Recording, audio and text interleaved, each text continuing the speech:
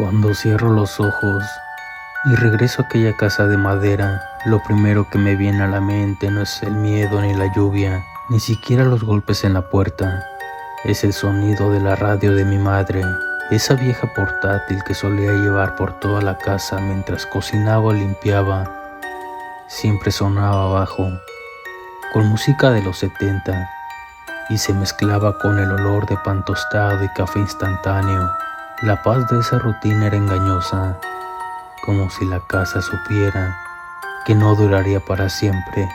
Tendría 17 años en ese entonces, y aunque pareciera mayor a los ojos de mis hermanos menores, por dentro seguía siendo un niño confundido, cargando con responsabilidades que no había pedido. Nuestra casa estaba al final de una calle empedrada, con el bosque comenzando justo detrás. Era una construcción vieja, de madera carcomida por el tiempo, con techos inclinados que crujían con cada viento fuerte. La gente del pueblo decía que esa casa tenía historia, pero nadie se atrevía a contarla completa. Vivíamos ahí desde que tengo memoria. Mi madre, una mujer delgada, de cabello recogido y manos firmes, trabajaba como cocinera en un restaurante que abría las 24 horas. Entraba a las 8 de la noche y regresaba a casa justo antes del amanecer. Siempre me dejaba instrucciones claras: darle de cenar a los niños, asegurarme de que hicieran la tarea, revisar que las puertas y ventanas estuvieran bien cerradas. Mis hermanos eran gemelos de 8 años, inquietos, curiosos pero nobles.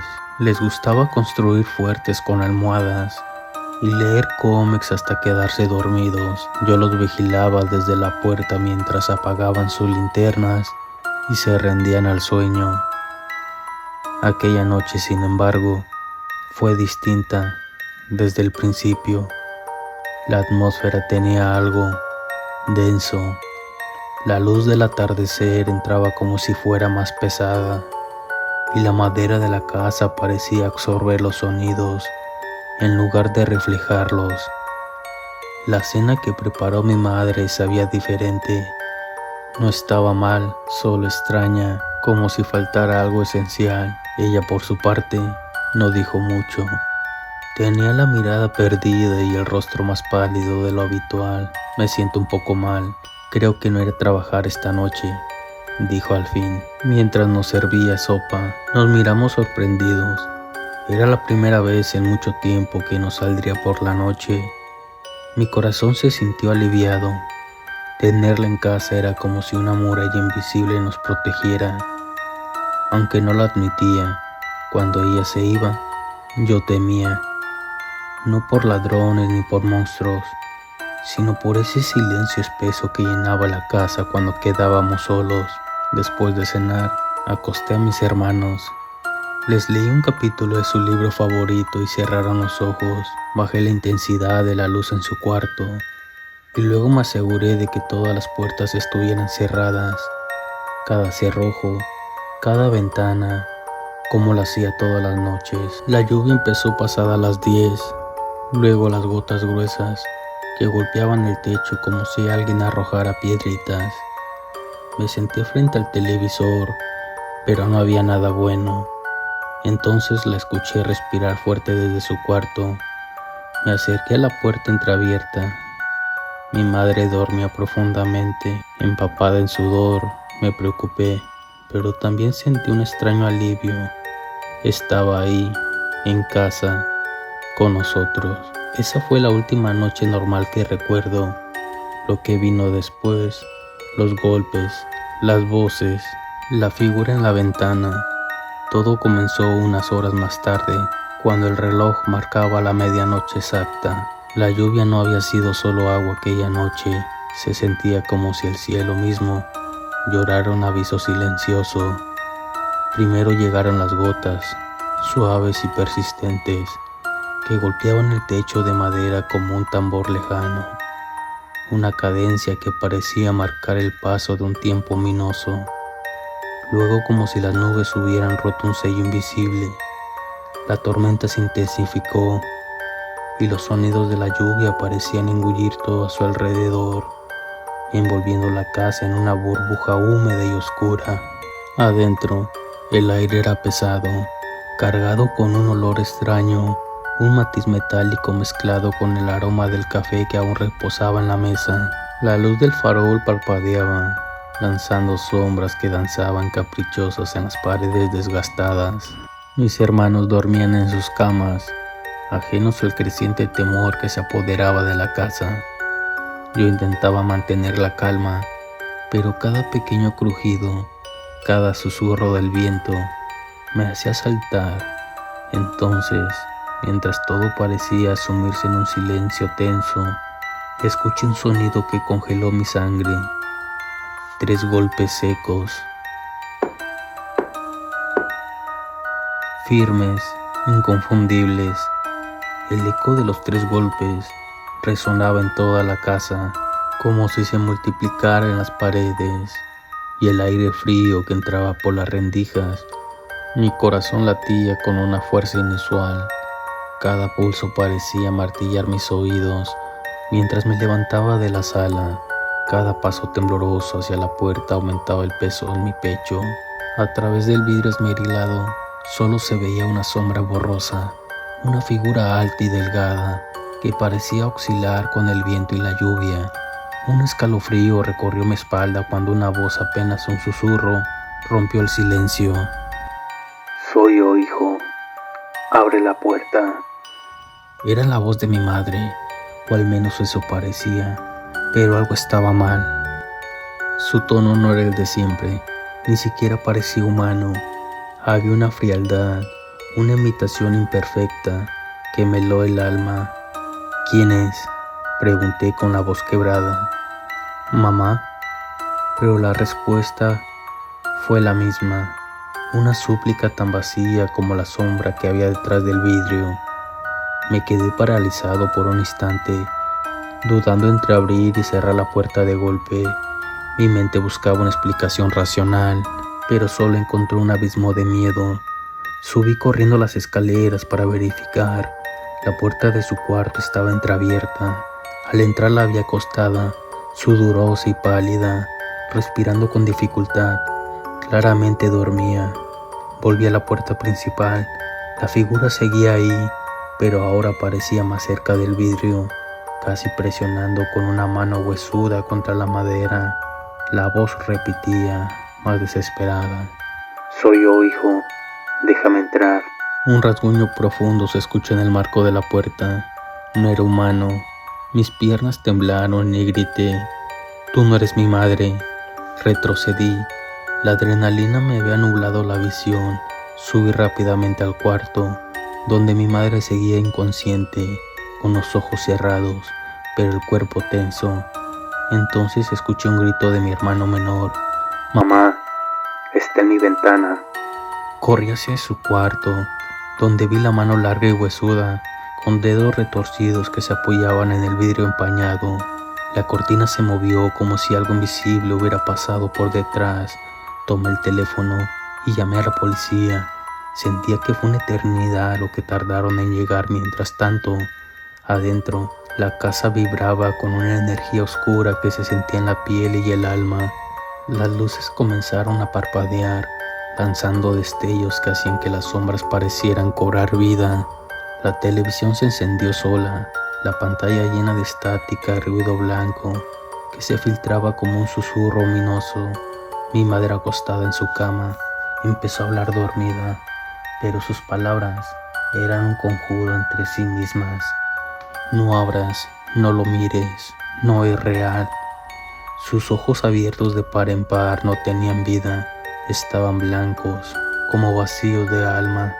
Intenté despertarla, pero su cuerpo permanecía rígido, como si otra fuerza lo poseyera. De repente, un nuevo sonido comenzó a reverberar en la casa.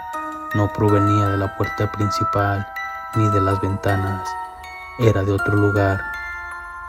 Venía del ático.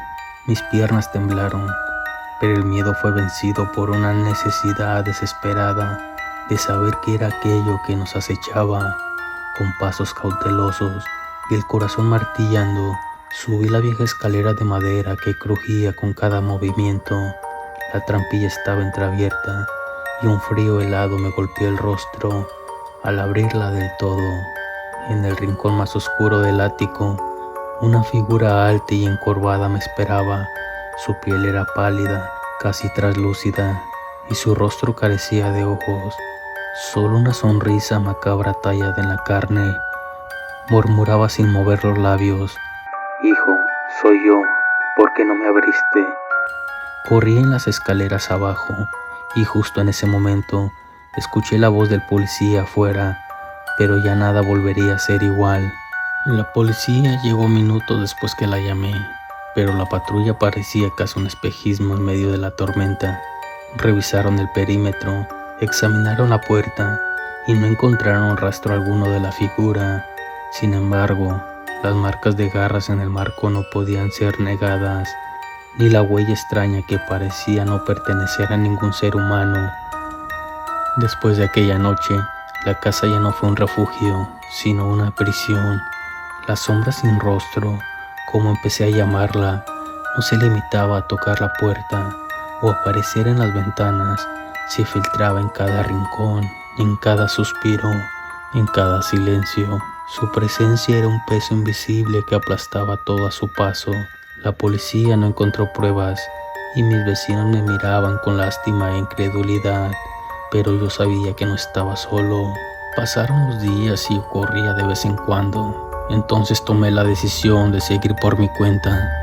Investigando en la biblioteca del pueblo, encontré viejos libros y relatos que hablaban de una criatura ancestral, un parásito de las emociones humanas que tomaba la forma de los seres queridos para atraer a sus víctimas, un ente que habitaba los bosques y los rincones oscuros, alimentándose del miedo y la desesperación. No era el primero en sufrirlo. Otros pueblos cercanos tenían historias similares, desapariciones misteriosas y las mismas advertencias. Nunca abrí la puerta cuando se escuchen los golpes. Con cada noche, la criatura se hacía más audaz, más persistente, pero también yo me volvía más fuerte. Logré recolectar toda la información posible sobre la criatura. Terminó siendo lo que en la antigüedad llamaban una dama de blanco.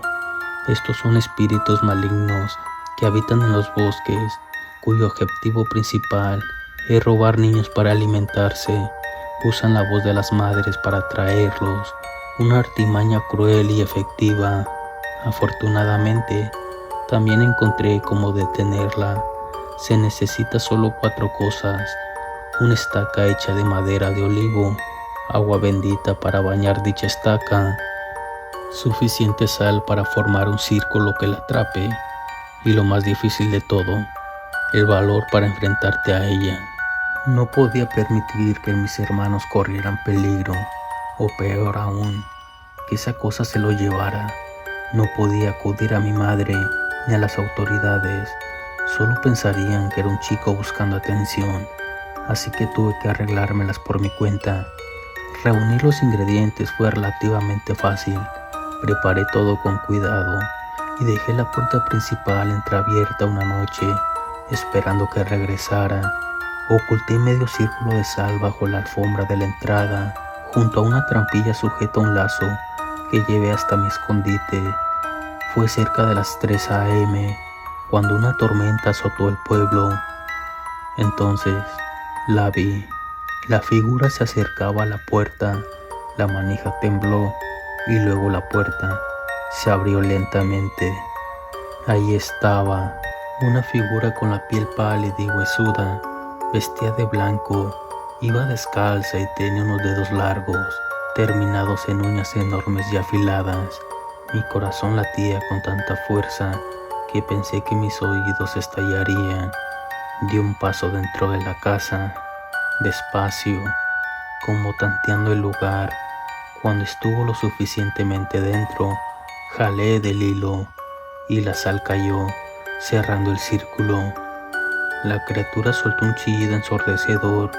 Un terror inmenso se apoderó de mí, paralizándome, pero reuní todo el valor que me quedaba y me acerqué. Fue entonces cuando escuché su voz. Era la voz de mi madre. Hijo, ¿Por qué me haces esto? Déjame salir de aquí. Sabía que era un truco para confundirme, así que traté de ignorarla.